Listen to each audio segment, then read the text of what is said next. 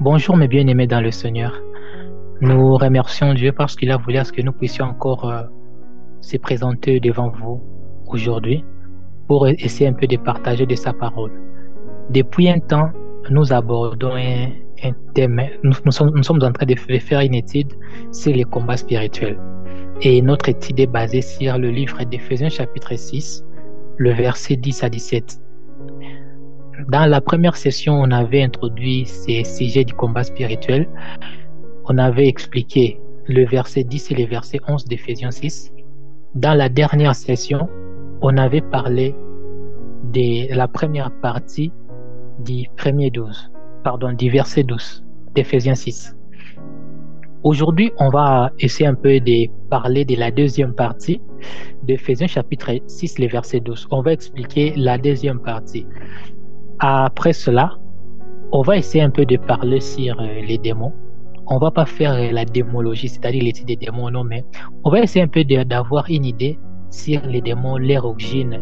On va essayer un peu de parler de ça.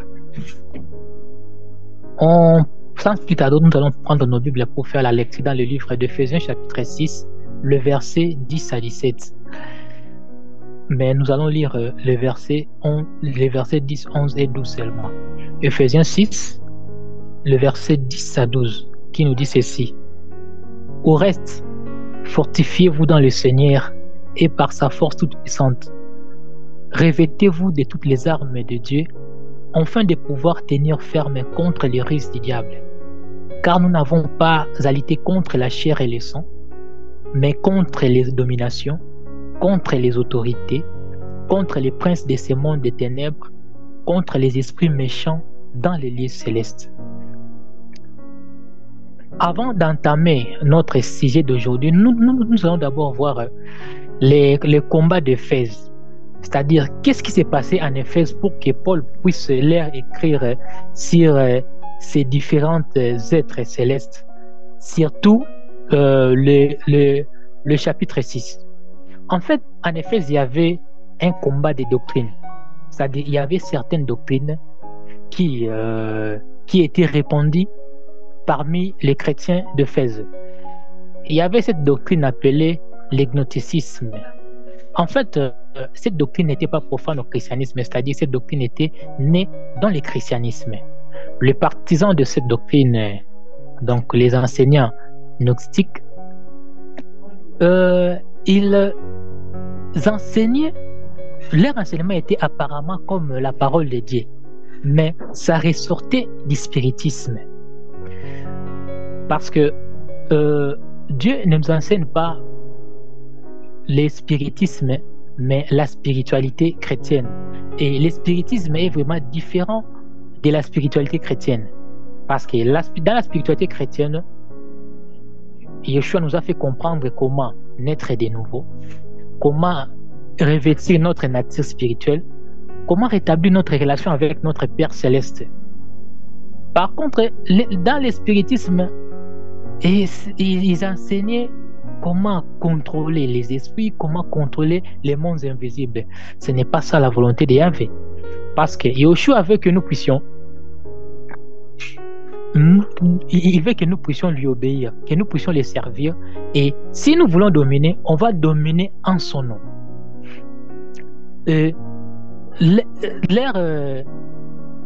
Ces doctrines-là étaient basées sur la connaissance, c'est-à-dire gnos, la connaissance.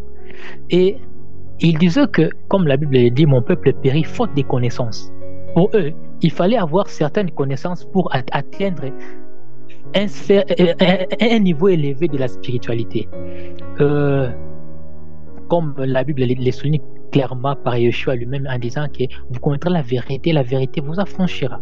Pour eux, il disait, il y a certaines connaissances que vous devez connaître pour arriver à être affranchi. Or, en disant ça, Yeshua faisait plus allusion à lui-même. Parce que dans Jean chapitre 14, le verset 6, il dit, je suis le chemin, la vérité et la vie. Donc, en parlant de la vérité, il faisait plus allusion à lui-même.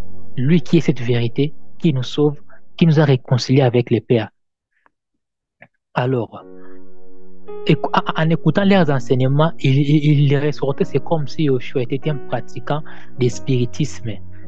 les différents miracles qu'il faisait, c'est comme si, selon eux, il avait maîtrisé cette connaissance-là des mondes invisibles. Il connaissait ses codes, ses mots de passe, ce qui lui permettait de faire tous les miracles qu'il faisait. Ils avaient ce qu'ils appellent les ayants. Les ayants qui littéralement signifient vie ou être, a fini par donner naissance et à prendre l'essence d'éternité. Selon eux, il y a différentes émanations, c'est-à-dire les ayants là sont les différentes émanations de la divinité. Et ces émanations-là, ils rencontraient ça au cours de leur périple initiatique jusqu'à atteindre les sommets qu'ils appelaient les pléromes. Ils présentaient les éons qui fonctionnaient à une double unité. À une double unité qui, par exemple, qui était le féminin et le masculin. Il disait, par exemple, pour Jésus, il avait son féminin qui est la Sophia, c'est-à-dire la sagesse. Il disait que l'homme a pour féminin Église. C'est-à-dire, c'était une sorte de la hiérarchie spirituelle qu'ils étaient en train de montrer aux croyants d'Éphèse. Donc, les croyants de l'église d'Éphèse étaient vraiment influencés par cette doctrine. Comme nous aujourd'hui, il y a certaines choses qui viennent de l'extérieur, qui entrent dans le christianisme. On nous fait croire que c'est comme si c'est du christianisme, parce qu'il ne faut pas oublier que notre foi est basée dans les Écritures. Il y a par exemple un terme que nous utilisons souvent, qui est répandu dans le christianisme, qui est la Shekinah. Selon les partisans de la Shekinah, ils nous disaient que la Shekinah serait la présence de Dieu parmi son peuple.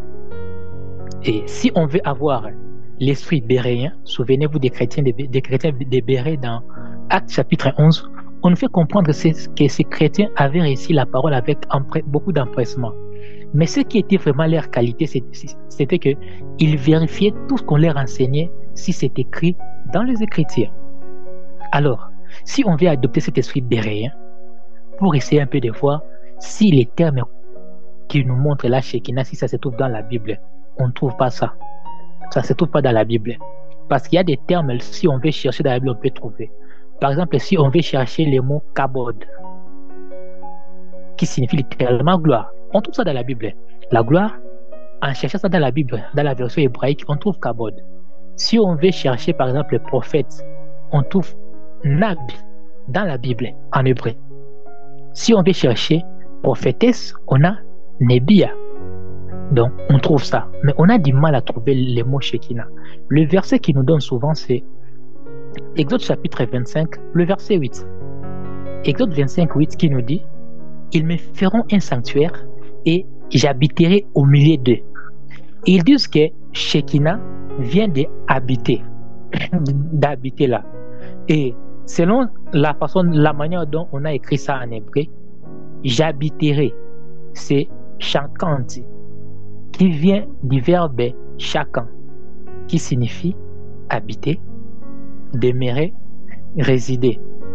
Lui-même vient de la racine shakav, qui signifie sommeiller, se coucher dans le sens de mourir, comme la Bible dit que par exemple David s'est couché avec ses pères. C'est dans ce sens-là.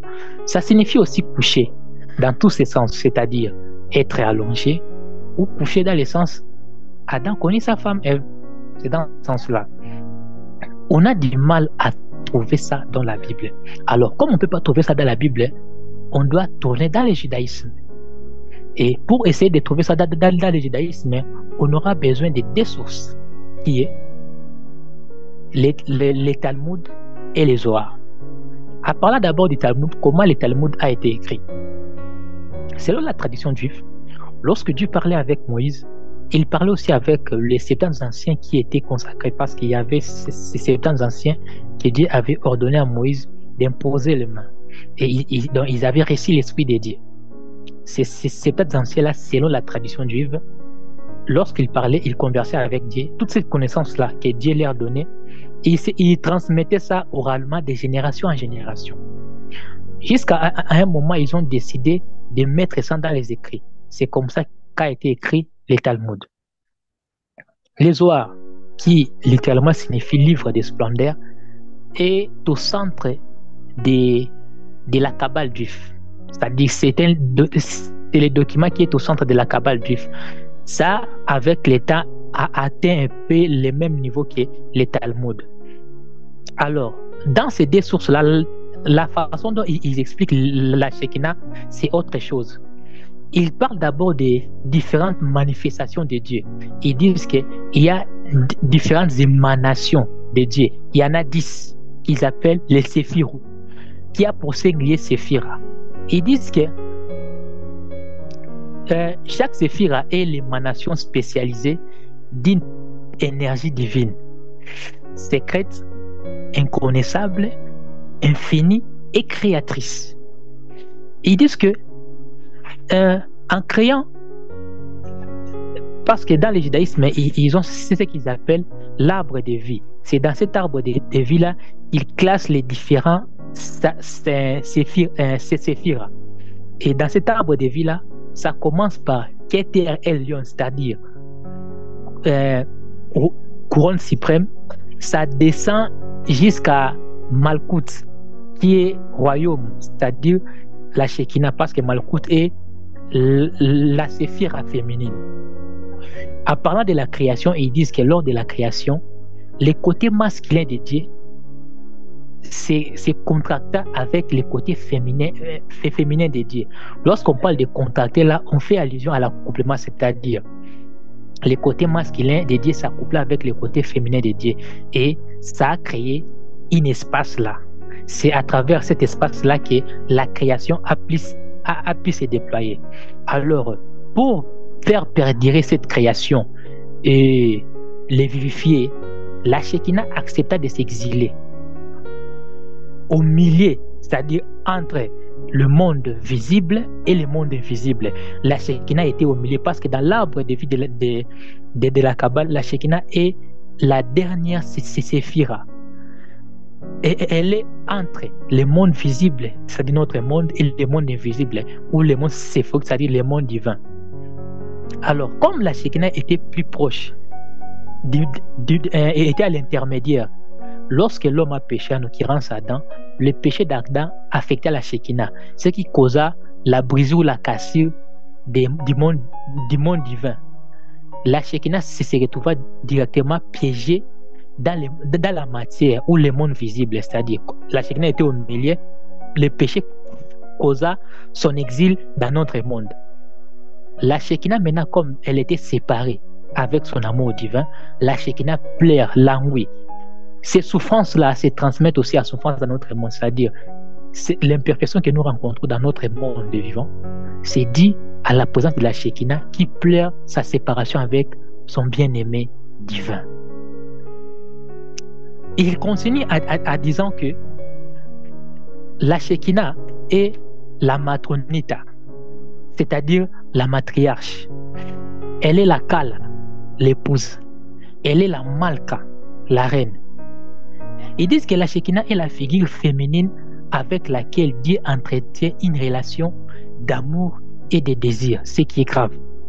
Parce que dans la Bible, surtout aux épîtres de Paul aux Corinthiens, Paul dit que les désirs de la chair sont différents du désir de l'esprit. Comment Dieu, un être invisible, peut entretenir une relation d'amour et de désir avec un autre être invisible? J'ai du mal à comprendre ça. Il continue en disant que la Shekinah est la parèdre, c'est-à-dire la femme de Dieu. Elle est celle qui permet à Dieu d'être en relation, d'aimer et d'être aimé.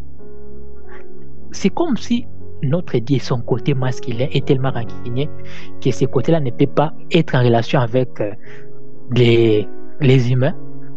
Il faut que la Shekinah puisse intervenir pour que Dieu puisse être en relation avec nous. Dieu est incapable d'établir un pont avec nous. Or, en lisant la Bible, on a une autre explication parce que, en parlant du comportement de Dieu, la Bible est claire. Paul aux Romains, il dit que Dieu prouve son amour en ce que lorsque nous étions encore des pécheurs, Christ est venu mourir pour nous.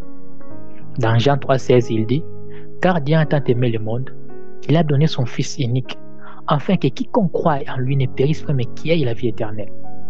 Donc, notre Dieu peut établir des relations, il peut rétablir des ponts lorsqu'il y a une séparation. Parce que lorsqu'on avait péché, lui-même s'est décidé de venir nous chercher.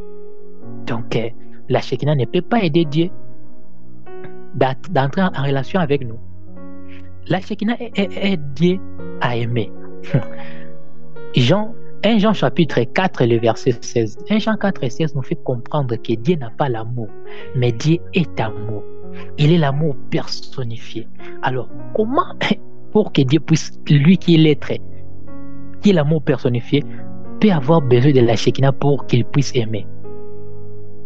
Et il dit que la Shekinah aide Dieu à être aimé. Je ne sais pas si il veut jouer, la Shekinah veut jouer le rôle du Saint-Esprit ou pas. Parce que le Saint-Esprit, c'est le Saint-Esprit qui nous permet à ressentir la douleur de nos péchés, qui nous pousse à nous convertir en fait. Le Saint-Esprit travaille à nous. Le Saint-Esprit nous convainc du péché. Il fait à ce que nous puissions nous convertir. C'est-à-dire, même si on prend la décision, mais c'est lui qui nous fait comprendre le péché dans sa vraie nature. Le Saint-Esprit est notre consolateur. Le Saint-Esprit nous aide dans beaucoup de choses pour que nous puissions nous approcher même de la grâce de Dieu. C'est grâce au Saint-Esprit. Alors, la Shekinah n'est pas le Saint-Esprit parce que dans la vision juive, Dieu ne peut pas habiter dans son peuple, à une personne, non.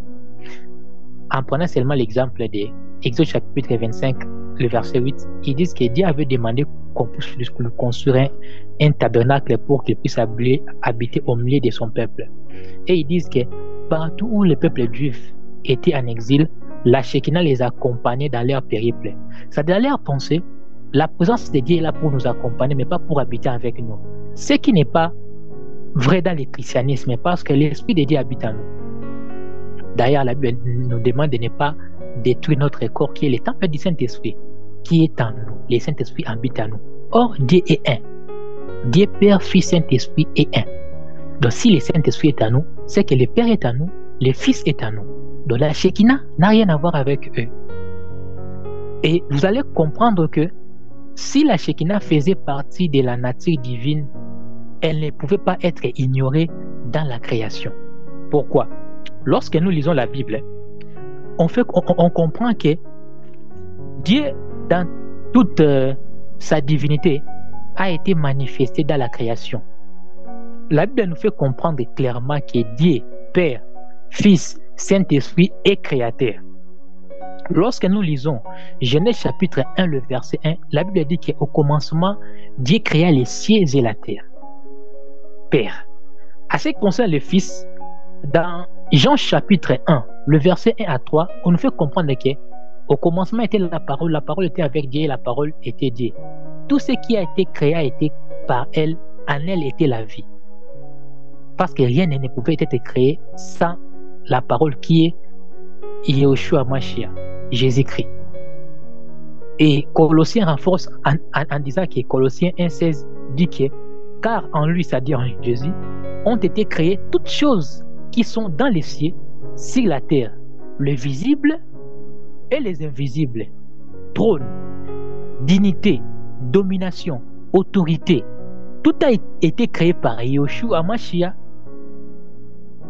et pour lui. À ce qui concerne le Saint-Esprit, Job nous éclaire à ce sujet. Job dit ceci. Job chapitre 33, le verset 4. Job 33, 4 nous dit « L'Esprit de Dieu m'a créé.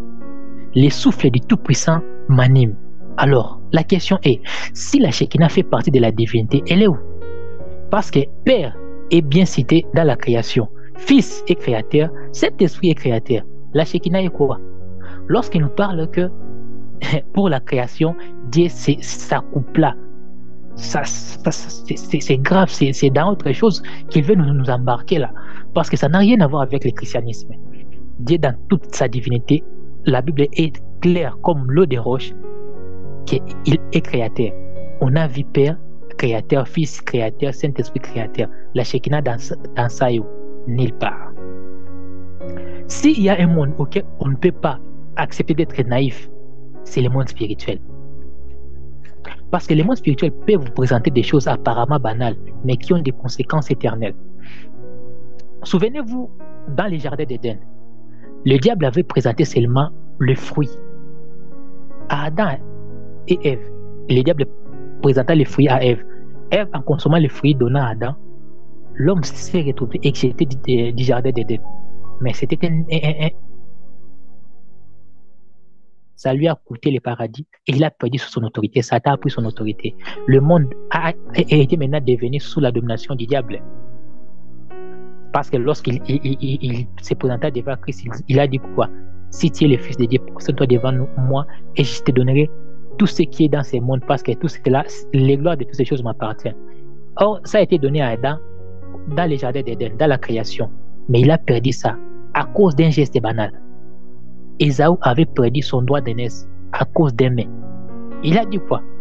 Moi j'ai faim, toi tu me demandes de te donner mon droit d'aînesse. Là, il s'adressait à Jacob. Il pensait que c'était un geste banal comme ça physiquement. Mais lorsqu'il a accepté de perdre son droit d'aînesse, il a perdu ça. Mais les gestes étaient physiques, mais ça a eu des conséquences spirituelles. Même lorsqu'on essaie un peu d'évoquer les cas de Gédéon. Gédéon, l'ange se présenta devant Gédéon, c'est dans Juge chapitre 6, les versets 17 à 21. À cette époque, les enfants d'Israël étaient sous la domination madianite, à l'époque des juges, bien sûr. Alors, là, Dieu voulait délivrer Israël. Il se présenta devant Gédéon. Il lui a appelé 20 héros, ils ont papoté un peu. Gédéon a demandé une chose. Il a dit à l'ange, ne t'en va pas d'ici, reste là. Je vais aller prendre mon offrande et venir te les présenter.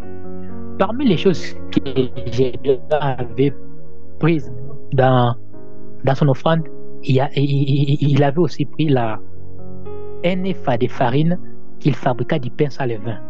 Il donna et l'ange lui demanda de mettre ça sur une pierre. L'ange mit les bouts de son bâton, le fait sortir consciemment l'offrande là. Dans Juge chapitre 7, les versets 9 à 15, on nous fait comprendre maintenant ce qui était devenu l'offrande de Gédéon. Les camps ennemis s'étaient rassemblés dans la vallée, ils étaient tellement nombreux. Gédéon avait peur. Il avait lui réconforter et lui disait qu'il avait lui livré tous ses ennemis entre ses mains. Il lui demanda de descendre dans les camps des ennemis pour essayer d'avoir une expérience. Il lui a dit, si tu as peur, on pourra avec toi ton serviteur. Gédéon prit Pura, qui était son serviteur. Ils sont descendus dans les camps ennemis. Ils se sont arrêtés dans l'un des avant-postes des ennemis. Là maintenant, il entendit une histoire. Un soldat rencontrait à son ami son songe. C'est dans Juge chapitre 7, le verset 13. Ça nous dit ceci. Gédéon arriva et voici un homme rencontrait à son camarade un songe. Il disait, j'ai eu un songe et voici un gâteau de pain d'orgue qui roulait dans les camps de Madian. Il est venu heurter jusqu'à la tente et elle est tombée. Il a retourné sens dessus-dessous et elle a été renversée. Les gâteaux étaient venus, le pain était venu s'enrouler, le pain d'orgue était venu s'enrouler et ça a été la tente dans le camp de Madian. Si vous descendez, son ami lui dit, ce n'est rien d'autre que l'épée de Gédéon, fils de Joas. Dieu a livré notre camp entre ses mains. Gédéon avait donné l'offrande de pain sans levain. Mais dans une vision, son pain là s'est transformé en épée parce que c'est l'explication que l'un de ces soldats-là a donné. S'est transformé en épée pour renverser les camps des ennemis. Il avait fait son geste physiquement, mais spirituellement, ça avait un autre sens. C'est-à-dire, nous devons faire attention lorsque nous sommes confrontés au spirituel. Même lorsque nous donnons nos offrandes.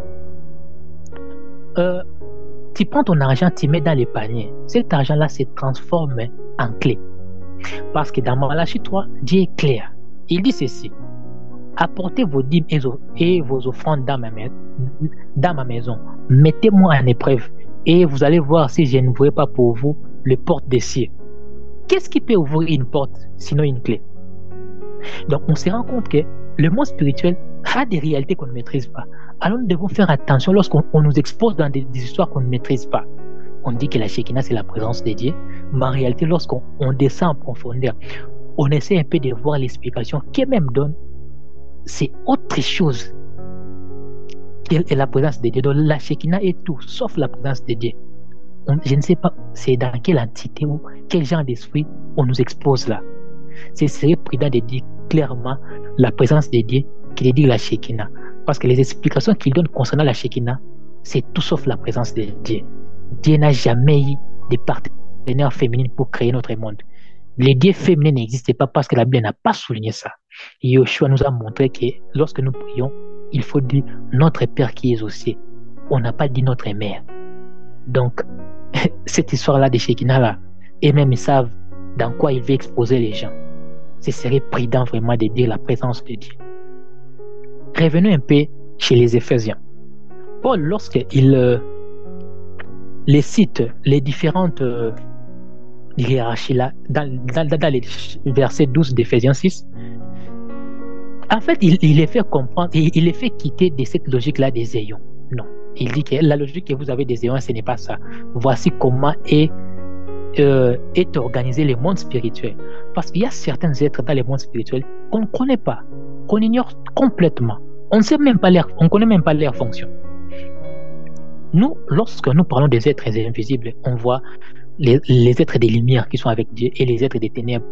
Donc, c'est-à-dire, on voit le ciel et ceux qui sont dans l'air, comme les livres d'Éphésiens nous disent, les esprits qui sont dans l'air, les esprits méchants dans les lieux célestes et aussi sur la terre. Mais il y a des êtres qu'on ignore vraiment qui ils sont. Si on prend Philippiens chapitre 2, le verset 10, Philippiens 2, 10 nous dit ceci. Enfin qu'au nom de Yoshua, tous genoux fléchissent dans le ciel, sur la terre et sous la terre. Qui sont ces créatures qui sont sous la terre? Je sais, en lisant la Bible, on se penche directement sur l'épître d'Égide et des pierres qui nous parlent des anges de Chi qui ont été enfermés. Ils attendent leur jugement. Mais Apocalypse chapitre 5.3 nous met encore dans l'embarras. Parce que Apocalypse 5.3 nous dit ceci. Et personne dans le ciel, ni sur la terre, ni sous la terre, ne peut ouvrir les livres et la regarder. Comment ils peuvent évoquer sous la terre si les êtres qui sont là sont déjà perdus? Parce que on peut dire que ils peuvent chercher dans les ciels parce que ce sont des saints. Ils peuvent chercher sur la terre parce que nous, les êtres humains, nous bénéficions de la grâce de Dieu. La grâce de Dieu nous a sauvés. Et d'ailleurs, pour nous, les humains, il y a déjà des êtres qui sont au ciel, qui sont montés au ciel sans connaître la mort. Nous avons Enoch et Élie. Donc, c'est un peu normal qu'ils puissent aussi évoquer la terre, de dire que personne dans le ciel ni sur la terre. Ils peuvent aussi évoquer la terre, peut-être qu'ils pouvaient avoir un candidat vu que nous bénéficions de la grâce divine. Mais si les créatures qui sont sous la terre sont des anges déchus, on ne peut pas les évoquer parce qu'ils sont déjà perdus et ils attendent seulement l'exécution de leur sentence. Peut-être il y a des êtres de lumière qui sont sous la terre, on ignore. Quel est leur rôle? On ignore. Donc c'est un monde qu'on ne maîtrise pas. C'est pour cela que Paul maintenant a voulu le remettre dans l'ordre. Il dit ceci, dans Éphésiens chapitre 6, le verset 12. Il dit, car nous n'avons pas à lutter contre la chair et le sang, mais contre les dominations, archaïs, les autorités, exousia, le prince de ce monde des ténèbres. Vous allez voir que, et les esprits méchants dans les lieux célestes, vous allez voir que dans cette partie, Paul évoque certaines créatures. D'autres, il ne les cite pas. Souvenez-vous, nous venons de lire Colossiens 1,16, là où on a évoqué là où la Bible parlait des dignités, curioté, des trônes, tronoi. Ici, il n'a pas évoqué ça. C'est-à-dire, il y a des êtres comme ça. On ne connaît pas vraiment leur fonction. Mais en ce qui concerne le prince ou les principautés dans d'autres épîtres, comme il les souligne, Daniel nous donne au moins une idée. Parce que lorsque nous lisons Daniel, je pense, le 10e chapitre, Daniel avait prié à Dieu. Et Dieu lui avait répondu. Il avait envoyé un ange pour venir avec la réponse vers Daniel. Mais Cet ange-là a été empêché par les princes des Perses. Il le souligne bien. J'ai été empêché par les princes des Perses. On comprend directement que les principautés sont là, bien les princes sont là pour diriger des villes. Ils sont là pour diriger des villes ou des pays. C'est leur rôle. Et ils dirigent ça selon leur propre gré. Parce que n'oublions pas maintenant, il y a des camps. Il y a les camps des lumières et les camps des ténèbres. Lorsque Paul cite domination, autorité, principauté, dignité, il ne fait pas allusion seulement aux êtres qui sont dans le monde des ténèbres. Parce que ceux qui ont quitté le monde des lumières et sont allés dans le monde des ténèbres n'ont pas changé leur nature. Ils n'ont pas allé créer leur truc là-bas. C'est-à-dire, ceux qui étaient anges dans le monde des lumières, lorsqu'il était chez Dieu, en traversant dans le monde des ténèbres, est toujours resté ange. Celui qui était trône, à traversant, est toujours resté trône. Celui qui était dignité, à traversant de l'autre côté, est toujours resté dignité. Principauté, principauté. C'est-à-dire, ils n'ont pas changé leur nature, seulement leur rôle ou bien leur fonction. Maintenant, ils sont là pour contrecarrer tous ceux qui viennent, tous les projets de Dieu, en fait. Ils sont là pour essayer de contrecarrer les projets de Dieu. Dieu envoie un ange. Les principautés les bloquent. Les princes là, des personnes les bloquent. Ils ne veulent pas que la réponse de Dieu puisse atteindre Daniel. Heureusement, Michael était venu aider l'ange pour qu'il puisse traverser. Donc, on voit que les principautés influencent les villes dans leur propre gré. C'est pour ça que vous verrez qu'il y a des villes, malgré qu'il y a la perversion dans le monde, mais il y a des villes qui sont connues comme étant plus perverties que les autres. Par exemple, actuellement, lorsqu'on parle de la capitale du péché, on fait allusion à Las Vegas. C'est-à-dire, malgré la perversité qui existe dans le monde, mais ce qui se passe dans cette ville, c'est vraiment autre chose. Alors, en citant ces différentes puissances, Paul leur faisait comprendre qu'il y a la diversité dans l'adversaire. Qui dit diversité, il dit aussi différentes influences. Qui dit différentes influences, dit différents impacts. C'est-à-dire, dans ces groupes-là, il y a ceux qui font moins mal, il y a des esprits qui font moins mal, il y a ceux qui font plus mal. Souvenez-vous de ce que disait Yahushua, que lorsque un esprit impur est sorti sur une personne, l'esprit-là va chercher cet autre esprit plus méchant que lui. Donc même parmi les méchants, il y a des plus méchants. Lorsque ces 8 esprits maintenant reviendront, le cas de cette personne-là va se dégrader à un niveau impossible. Il y a aussi des esprits qui troublent. Souvenons-nous du pays des Gadaréniens. Cette histoire-là, nous trouvons ça dans les livres de Marc chapitre 5 et Luc chapitre 8. Marc 5 et Luc 8 nous fait comprendre que cette personne-là était tellement troublée parce qu'il détenait en lui une légion. Et ça faisait à ce que cette personne-là puisse dormir dans des tombeaux. Les gars-là ne supportaient même pas les habits. Il s'est mortifié lui-même, c'est-à-dire il s'est blessé. Il était tellement troublé que les mecs s'est blessé à chaque fois. Alors, lorsqu'il a été délivré, on a envoyé ses esprits impies chez les troupeaux. Ces gars-là, franchement, il était un battant. Parce que lorsqu'on l'a délivré, Marc essaie un peu d'estimer ces troupeaux-là. Marc dit qu'ils étaient au nombre ils étaient environ 2000. On a envoyé ces légions-là à environ 2000 bêtes, pourceaux. Ils n'ont pas pu supporter cette charge-là. Les pourceaux ont préféré mourir. Les pourceaux ont préféré se suicider. Ils sont précipités jusqu'à la mer.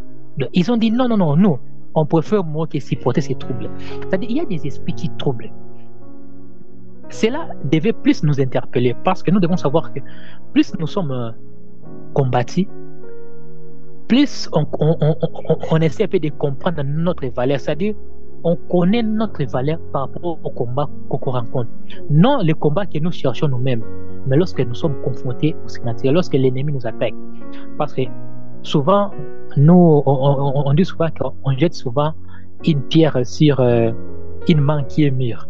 C'est-à-dire, lorsque vous êtes combattu, c'est que vous avez un rôle à jouer. Vous allez impacter la vie de beaucoup de personnes. Chaque niveau d'autorité vous amènera toujours de nouveaux combats.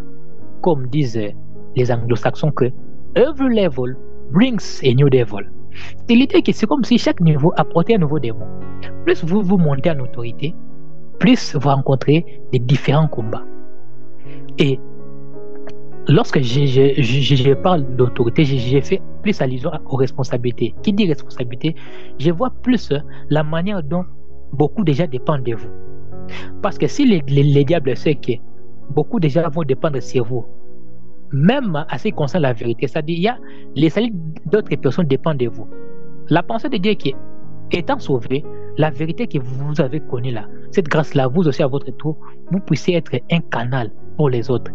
Si les diables savent que vous allez impacter beaucoup de gens positivement, il sait qu'il faut qu'ils puissent vous écarter directement du plan. Donc, si le berger déjà est perdu, les brebis, où ils vont aller? Ils seront dévastés tous. En fait, c'est une vieille stratégie. Yoshua d'ailleurs souligne ça dans le livre de Marc chapitre 3, le verset 27. Dans Marc 3, 27, Yoshua dit ceci. Personne ne peut entrer dans la maison d'un homme fort et piller ses biens sans avoir auparavant lié cet homme fort. Alors il pillera sa maison. C'est-à-dire, si les diables savent que la vie des gens dépend de vous, il vous prend seulement. Vous savez, Pierre allait impacter positivement la vie des autres disciples. C'est pour cela qu'il a été les cibles de Satan à chaque fois. D'ailleurs, Yoshua lui dira un jour que Pierre, Satan vous a réclamé pour vous cribler comme on crible les froment. Mais j'ai prié pour vous. Et vous, lorsque vous serez affermis, et lorsque vous serez convertis, affermissez vos frères. Vous allez vous souvenir dans les livres des Actes des Apôtres que Pierre est le premier apôtre qui avait fait un miracle. Et ça avait impacté beaucoup de gens. Ça a fait que beaucoup de gens puissent se convertir encore dans le christianisme. Ils se sont rendus compte que malgré Yoshua n'était plus, mais ses disciples aussi, ils travaillaient parmi ses disciples. Donc, Pierre était parmi les piliers de la foi. Et comme il devait impacter la vie positivement, c'est pour ça qu'il a été la cible de Satan. Si les diables savent que dans les départements où tu es, tu vas travailler positivement, tu vas faire avancer ces départements et chercher des voies et moyens pour vous décourager. Dans la responsabilité qu'on vous donne, les diables cherchent toujours des voies et moyens pour vous déstabiliser parce que c'est que beaucoup de gens dépendent de vous. Alors s'ils vous tiennent déjà, tous ceux-là sont déjà perdus. Donc il va faire ce qu'on dit un pierre deux coups. Il écrase les bergers, les brebis sont perdus. Au lieu de chercher chaque brebis, il cherche seulement la personne qui va les impacter positivement. Il l'écarte de la liste et c'est tout. C'est pour cela, ne vous découragez pas.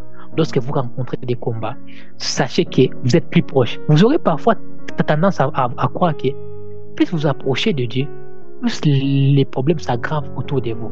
C'est comme si la présence de Dieu vous empêchez d'avancer. Plus vous vous approchez de Dieu, plus les diables vous attaquent. Lorsque vous vous relâchez un peu, vous voyez que les choses marchent très bien. C'est une stratégie du diable. Aucune poisson ne peut vivre sans l'eau. Et nous, on ne peut pas vivre sans Dieu parce qu'il est les sources de tout notre être. C'est lui notre créateur. On dépend de lui. Alors, lorsqu'on voit ces genres de choses, nous devons toujours persévérer et non nous décourager. Parce que dans Dieu, on a beaucoup de choses. Il veut seulement notre bien. Il dit, je connais les projets que j'ai formés pour vous, projets de paix et de bonheur. C'est-à-dire, il n'y a pas de malheur dans les projets de Dieu. Alors, nous devons nous raccrocher de Dieu parce qu'il ne peut pas nous abandonner. Même si les diables nous infligent des malheurs, on sortira victorieux comme Job. On va un peu essayer de parler aussi des démons. Et nous devons savoir que la compréhension qu'une personne a des démons, de leur origine, dépend de quoi cette personne-là lit comme Bible. Parce que nous devons savoir que la Bible que nous utilisons aujourd'hui, nous les protestants ou les adventistes, la Bible que nous utilisons est un héritage du judaïsme. Nous devons d'abord savoir ça. C'est un livre qui contient d'abord 66... C'est une Bible plutôt qui contient 66 livres. Et dans cette Bible-là, il n'y a pas des livres d'hétéro-canoniques, il n'y a pas de livres apocryphes, il n'y a pas aussi la traduction juive à l'intérieur. Par contre, il y a certaines Bibles qui ont d'autres livres. Et il y a aussi d'autres personnes qui lisent certains livres qui sont canonisés ou pas selon eux. Dans ces livres-là, ils trouvent d'autres explications sur les origines des démons et ils essaient un peu de propager ça au milieu d'eux. Souvent, ils disent que les livres qu'ils utilisent fait partie de l'Ancien Testament. Nous, dans la foi chrétienne, nous avons l'héritage juif qui est des 37 livres. Parce que les 37 livres que nous utilisons aujourd'hui dans nos Bibles de l'Ancien Testament sont les mêmes 37 livres que les Juifs aussi lisaient dans l'Ancien temps. Malgré qu'il y avait d'autres livres qui existaient. Ces différents livres-là qui existaient en dehors des 37 livres qu'on a dans l'Ancien Testament ne faisaient pas partie des Tanakh, comme on appelle ça. C'est-à-dire la Torah, les Nevim et les Ketuvim. Ce qui signifie la loi, les prophètes et les autres écrits. En dehors de ça, il n'y avait pas d'autres livres qui faisaient partie du Tanakh. Donc, tous ces autres livres-là ne faisaient pas partie du Tanakh.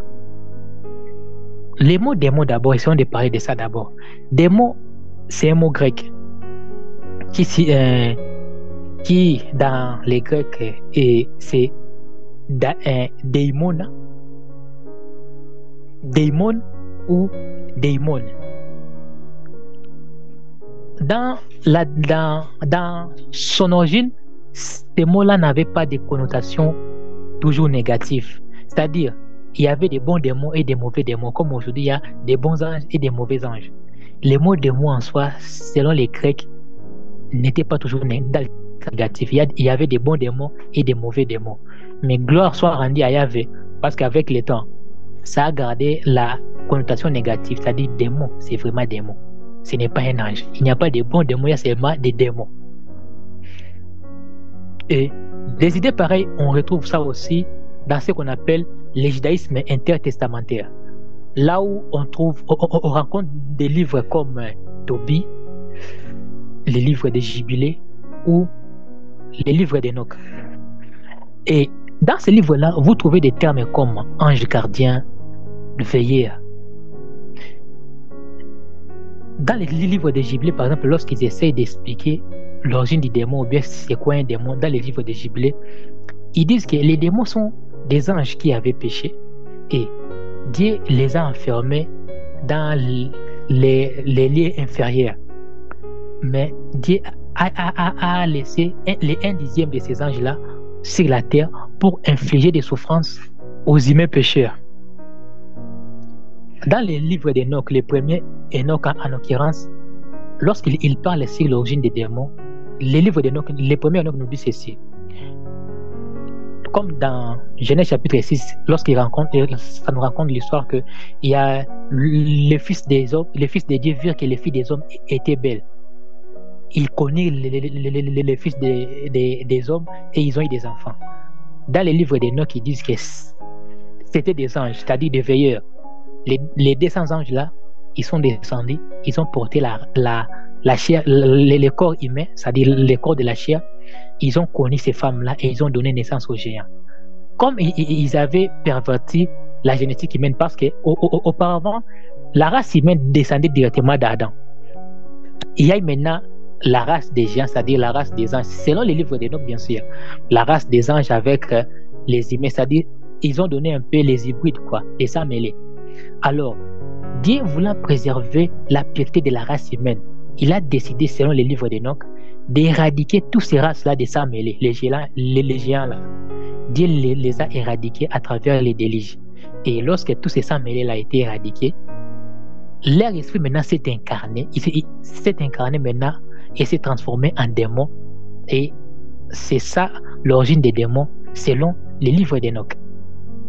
Lorsqu'aussi on essaie de consulter le manuscrit de Qumran, dans les manuscrits de Qumran, on dit que les démons en fait sont ce sont des êtres que Dieu a créés pendant la semaine de la création. C'est-à-dire, pendant la semaine de la création, Dieu avait créé des êtres. Et après, ces êtres-là se sont perdus. Dieu a décidé de recréer encore le monde. Comme ces êtres-là étaient perdus, abandonnés, ils se sont transformés maintenant en démons. Et ce sont eux qui troublent les humains actuellement. Donc, ce sont eux les démons. C'est un peu ça l'origine que les manuscrits de Qumran donnent des démons. Mais lorsque nous lisons la Bible nous fait comprendre clairement que les démons sont des êtres, des lumières déchus. C'est-à-dire des anges, des trônes, des dominations, des principautés, des archanges, tous ces groupes-là, ces êtres-là déchus, ils sont avec Satan. Comme ils avaient péché ensemble, ils travaillent aussi ensemble. Donc il n'y a pas un groupe à part. Non, ils travaillent tous ensemble avec les diables. C'est ce que la Bible nous dit. Donc les démons sont des êtres déchus. Et non des êtres été créés à part. Non, ce sont des êtres déchus qui sont révoltés ensemble avec Lucifer. Et ils ont été éjectés du paradis. Ce sont eux qui nous troublent maintenant. C'est ça l'origine que la Bible donne à ce qui concerne les démons. On va continuer à la prochaine session. Sinon, nous demandons à Dieu de nous bénir tous. Et comme nous sommes déjà vers la fin de l'année, je profite de l'occasion pour nous souhaiter tous une très bonne année dans la grâce et dans l'amour de Dieu, et qu'il puisse nous accompagner durant cette année nouvelle et qu'il nous garde surtout dans sa présence, dans les précieux noms de Yeshua Mashiach. Amen. Que Dieu nous bénisse tous.